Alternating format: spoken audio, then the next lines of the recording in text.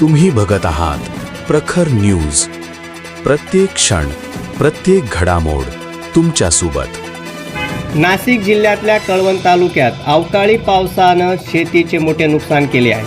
अचानक झालेल्या पावसामुळे कांदा, मिरची, टमॅटो तसेच गहू आणि घेवडा पिकं ही भुईसपाट झाली आहेत. काढणीच्या टप्प्यात असलेली अनेक पिकं डोळ्यादेखत नष्ट झाल्यानं शेतकऱ्यांच्या चिंता आता वाढल्या आहेत. ह्या पार्श्वभूमीवर आमदार नितीन पवार यांनी नुकसानग्रस्त भागाचा दौरा केला, परिस्थितीचा आढावा घेतला. त्यानंतर त्यांनी अधिकाऱ्यांना तातडीनं पंचनामे करून शेतकऱ्यांना लवकरात लवकर मदत मिळवून देण्याचे आदेश दिले. भादवण आणि रवळजी परिसरात पावसासोबत आलेल्या वादळी वाऱ्यामुळे अनेक शेतातील पिकंही आडवी पडली, त्यामुळे शेतकऱ्यांचे मोठे आर्थिक नुकसान झाले. दरम्यान प्रशासनानं तातडीनं पंचनामे करून नुकसान भरपाई जाहीर करावी अशी मागणी आता कळवण तालुक्यातल्या शेतकऱ्यांकडून केली जात आहे. प्रखर न्यूजसाठी दीपक बागुल, कळवण.